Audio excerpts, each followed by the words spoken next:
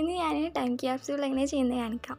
Time capsule എന്ന് പറഞ്ഞാൽ നമ്മളൊരു പെട്ടിയിൽ കുറച്ച് കാര്യങ്ങളൊക്കെ ആക്കിയിട്ട് കുറേ കാലത്തിന് ശേഷം അത് വേറെ ആർക്കെങ്കിലും കിട്ടാൻ വേണ്ടി ചെയ്യുന്നതാണ്. പക്ഷെ ഇന്ന് ഞാൻ ചെയ്യുന്നത് നമ്മളുടെ ഫ്യൂച്ചർ സെൽഫിന് തന്നെ വേണ്ടിയിട്ടാണ്.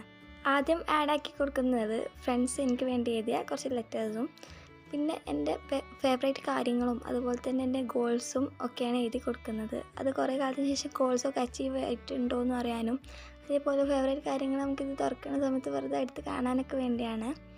പിന്നെ ഒരു പേപ്പറിൽ ഒരു ലെറ്റർ എനിക്ക് വേണ്ടി തന്നെ എഴുതാണ്. അതിലെൻ്റെ ഗോൾസും കാര്യങ്ങളും അതൊക്കെ എഴുതിയിട്ട് എത്രത്തോളം ഇമ്പ്രൂവായി അങ്ങനെയൊക്കെ അറിയാൻ വേണ്ടിയാണ് ചെയ്യുന്നത്. പിന്നെ എൻ്റെ കുറച്ച് ഓൾഡ് പിക്സും ആഡ് ആക്കി കൊടുക്കുന്നുണ്ട്. കയ്യിലുണ്ടായിരുന്ന കുറച്ച് ഡ്രൈ ഫ്ലവേഴ്സും അതുപോലെ തന്നെ 2 ബോട്ടിലിൽ കുറച്ച് കോഡ്സും എഴുതിയിട്ട് ആഡ് ചെയ്യുന്നുണ്ട്. ഇനി നമുക്കത് ക്ലോസ് ആക്കാൻ വേണ്ടിയിട്ട് ഞാൻ ഇവിടെ റിബണാണ് യൂസ് ചെയ്തിട്ടുള്ളത്. അത് വെച്ചിട്ട് കെട്ടി കൊടുക്കാം.